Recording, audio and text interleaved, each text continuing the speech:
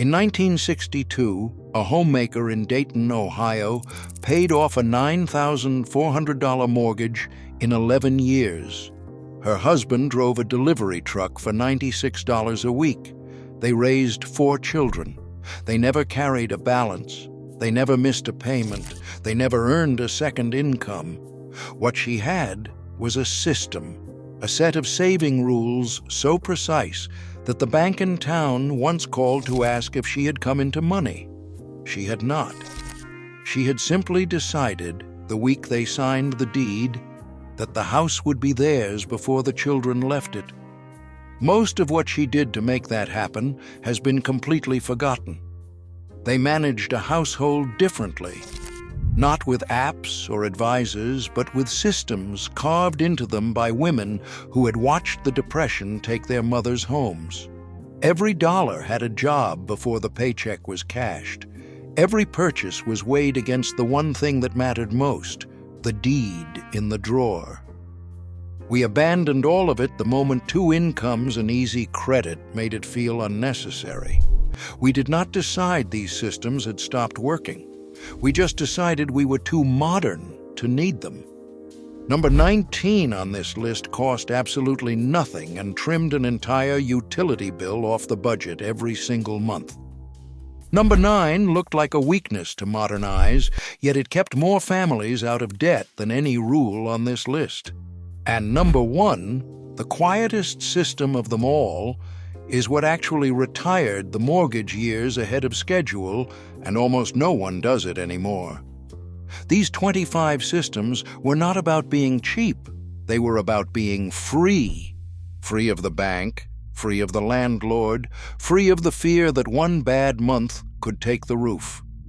Hit that subscribe button. Let us count down the 25 secret saving systems used by wives of the 1960s to retire mortgage-free on one paycheck. Number 25, the coffee can on the counter.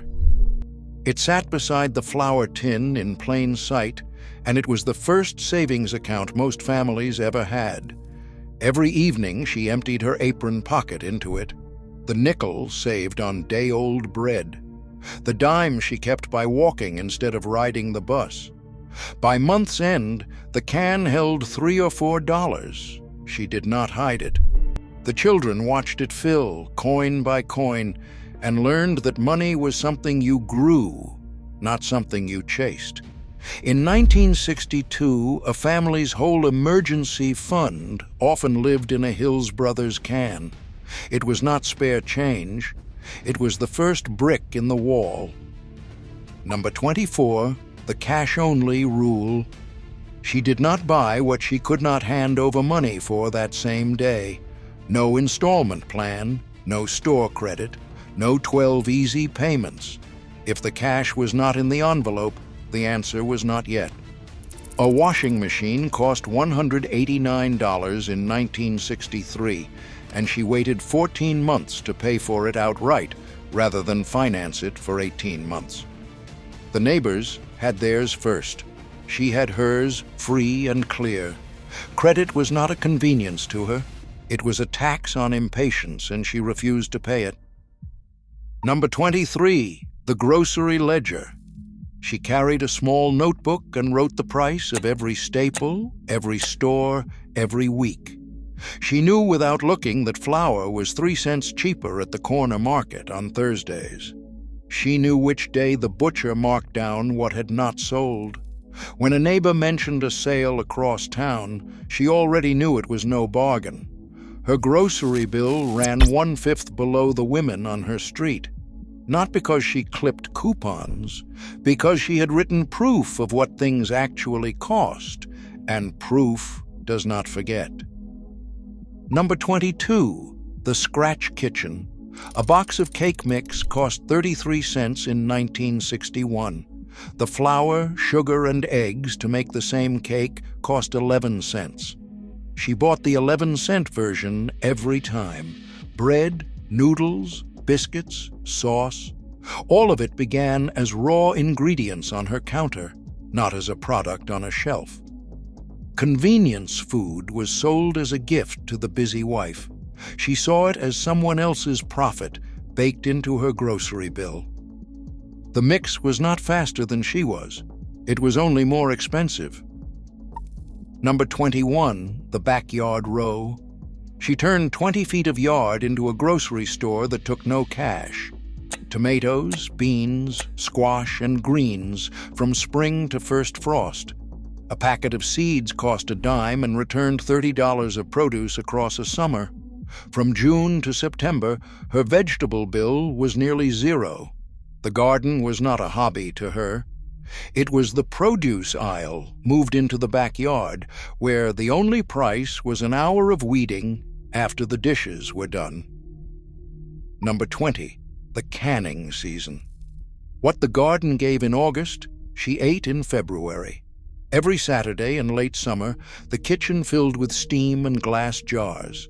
Tomatoes, peaches, beans, and pickles sealed tight and lined on cellar shelves. A winter's worth of vegetables cost the price of lids and an afternoon.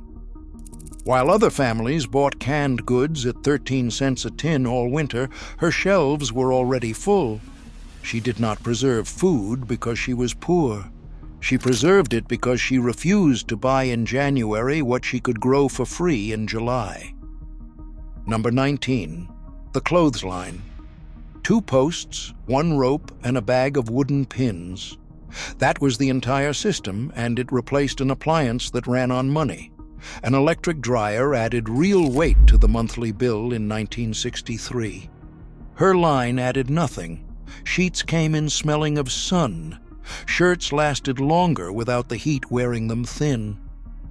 A widow down the block ran her dryer twice a week and never understood why her electric bill outran her neighbor's.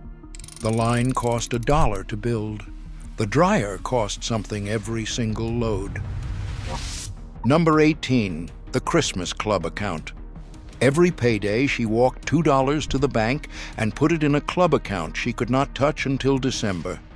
By the first week of that month, $50 waited there, enough for gifts, the tree, and the holiday ham, all paid for before the season arrived. Her neighbors borrowed for Christmas, and they spent until March paying it back. She arrived at the holiday owing no one. The club account was not about discipline. It was about never letting a predictable expense arrive as a surprise.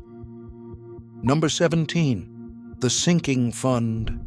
She knew the bills that came once a year were the ones that broke families, so she paid them monthly in advance to herself.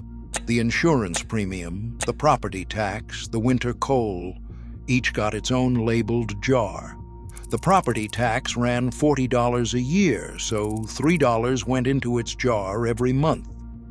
When the tax bill arrived in autumn, the money was already counted and waiting. There was no scramble, and there was never a loan. The annual expense had been quietly dissolved into 12 small payments no one ever felt. Compare that to now. The average American family today carries over $6,000 in revolving credit. A large share of it exists for one reason: an annual or surprise expense they never set aside for. The car registration, the holiday, the broken furnace. They borrow at 18% to cover a cost they knew was coming 12 months in advance. A 1960s wife with 3 jars on a shelf paid the same expenses at 0%. She was not richer than we are. She was earlier. She moved the money before the bill could, and that single habit was worth more than any interest rate a modern bank has ever offered. The math has not changed. We just stopped doing it on the first of the month. Number 16, the sewing basket. A split seam was not the death of a garment. It was 20 minutes by the window. She hemmed, patched, turned collars, and let out waistbands as children grew. A dress that cost $6 at the store cost her thread and an evening. Her family was always neatly dressed, and the clothing budget barely moved from one year to the next. She did not mend because she could not afford new. She mended because a needle was cheaper than a store, and it always would be. Number 15, the case lot pantry. When tomatoes or soap or coffee hit their lowest price, she did not buy one. She bought a case. The cellar shelf became a private store that never raised its prices. She paid the sale price and ate at the sale price for months, long after the store had marked it back up. A case of canned goods bought on sale saved her several dollars before the next sale came around. The freezer and the shelf were not storage. They were a discount that never expired. Number 14, the Sunday meal map. Every Sunday evening, she planned the week's meals on a single sheet of paper. She built around what was already in the house and what was cheapest at market.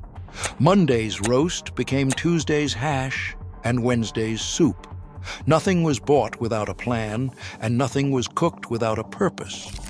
The average family threw away $1 in 4 spent on food, nearly $90 a year. Her waste was almost nothing. The map was not rigid.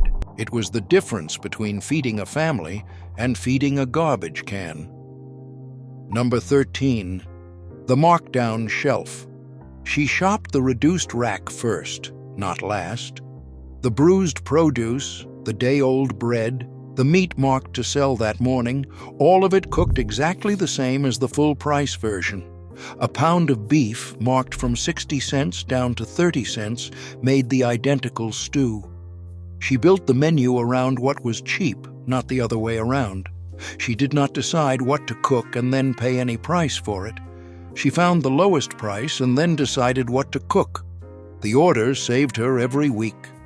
Number 12, the utility discipline. One bulb burned in the room she sat in, and no other. The thermostat held at 66 degrees in winter while she wore a sweater. Every degree she dropped below 70 saved about $1 a month across the winter. A lit, empty room was money burning for no one. Her house was never dark or cold where she was. It was only dark and cold where she was not. The sweater cost nothing. The extra heat and light cost something every hour they ran. Number 11, the repair drawer. A screwdriver, pliers, tape, glue, and thread lived in one kitchen drawer, and with them she fixed nearly everything that broke for 15 years. A frayed cord, a loose handle, a cracked bowl, repaired before anyone thought of replacing it. A new toaster cost $4. A length of wire cost pennies. She had been raised to believe throwing away a fixable thing was a small failure of character. That instinct did not leave her. The drawer was the cheapest hardware store she ever shopped. Number 10, the neighbor barter. She did not pay cash for everything she needed. She hemmed Mrs. Doyle's curtains for a dozen eggs that ran 60 cents at the store. She watched the Peterson children for a sack of garden potatoes. A quiet economy ran through the back doors of the block, settled in skill and goods rather than dollars. Every trade was a bill that never reached the envelope. She was not poor for bartering. She was connected, and connection was a currency the bank could not touch. Number 9, the layaway habit. Before she owned a thing, she paid for it in full, a little each week, while the store held it on a back shelf. 4 winter coats at $9 apiece went on layaway in September and came home in November, fully paid. It looked old-fashioned even then, but layaway charged no interest, reported to no credit office, and called no one at dinner about a missed payment. She walked out owing nothing every single time. It was not a weakness. It was the discipline of wanting something and refusing to borrow to have it now. In 2021, researchers studying financial behavior expected to find that people raised in scarcity made poorer money decisions. They found the opposite. Adults who grew up with these systems, including cash envelopes, layaway, and sinking funds, carried lower debt and higher savings. They reported less financial anxiety than any other group studied. The conclusion was almost embarrassing in its simplicity. The old systems were not outdated, they were correct. A woman in 1964 with a coffee can and a row of labeled jars was not behind the times. She was doing, by hand and habit, exactly what every sound piece of financial advice still recommends today. She just never needed a study to tell her it worked. Number 8. The windfall rule. A tax refund, a small bonus, a $5 birthday bill. None of it touched the household budget. It went straight onto the mortgage principal. A single $30 refund applied to the loan in 1962 erased far more than $30 in future interest. She treated every unexpected dollar as a chance to shorten the loan, not to spend. The windfall was not a treat. It was ammunition aimed at the one debt she wanted dead. Number 7. The annual policy review. Every January, she read every line of every bill that renewed: the insurance, the utilities, the service charges. One winter, she found a rider on a policy covering a car they had sold. She canceled it and saved $9 a year for the next decade. She called that afternoon at the kitchen table the highest paid work she did all year. The review was not paperwork, it was an hour that paid better than any job she was ever offered. Number 6. The 10-year car. The family car was not replaced when a newer model arrived. It was driven, maintained, and kept until it could go no further. 12 years was ordinary. A car payment was $50 a month. An oil change was $2. She paid it. While the neighbors traded cars every 3 years and never escaped the loan, her family drove a paid-off car for 9 years straight. The savings did not go to a dealer. They went onto the house. The car was not a statement. It was transportation that had already finished costing money. Number 5. The home salon. She cut the children's hair at the kitchen table and trimmed her husband's neck between visits. A barber cost $1 a head in 1963. With 4 children and a husband, the saved dollars stacked into real money across a year, enough to cover a month of groceries. A pair of good scissors cost $2 once and served the whole family for a decade. The home salon was not about vanity. It was a recurring bill she simply decided to stop paying. Number 4. The household ledger. She was the family treasurer, and she wrote down every dollar that left the house within the hour. Bread, 11 cents. Thread, a nickel. Bus fare she did not spend, noted as money kept. At week's end, she added the column. At month's end, she read every line. Writing it down did not stop her from buying. It made her pause long enough to mean it. She was never surprised by what the month had cost. She had watched it happen, one honest line at a time. Number 3. The envelope system. On payday, the check became cash, and the cash became envelopes. Mortgage, groceries, utilities, church, savings. Each got its share before a single dollar was spent. When the grocery envelope was empty, the shopping was finished. No borrowing from the mortgage envelope, ever. The end of the month was never a surprise, because she had already seen it laid out on the table on the first. The envelopes were the budget. Everything after that was just arithmetic, and arithmetic does not lie. Number 2. The self-sufficient skill set. A woman who could sew a seam, can a tomato, cut hair, mend a fence, and stretch a roast across 3 days was not frugal. She was self-sufficient, and self-sufficiency was the cheapest thing a household could own. Every skill she held was a bill she never paid. No tailor, no grocer in July, no barber, no repairman. The skills cost nothing to keep and paid for themselves every month for 40 years. She was not saving money. She was refusing to need it in the first place. Number 1. The extra mortgage payment. The simplest system on this list. The quietest. The one almost no one does anymore. Every month, when she sat down to pay the mortgage, she added a few extra dollars and wrote 2 words on the slip to principal. Not a whole payment, sometimes only $3 or $4. But those dollars did not pay interest. They went straight at the loan itself, and they never stopped. $3 a month does not sound like a system. It does not sound like anything. Applied to the principal of a small mortgage in 1962, that habit erased years from the loan. It saved hundreds of dollars in interest that would otherwise have gone to the bank. She did not refinance. She did not invest. She did not find a clever trick. She just paid a little extra at the front of the loan every month for as long as it took. A wife in 1962 needed only a pencil, a payment slip, and the will to add a few dollars each month.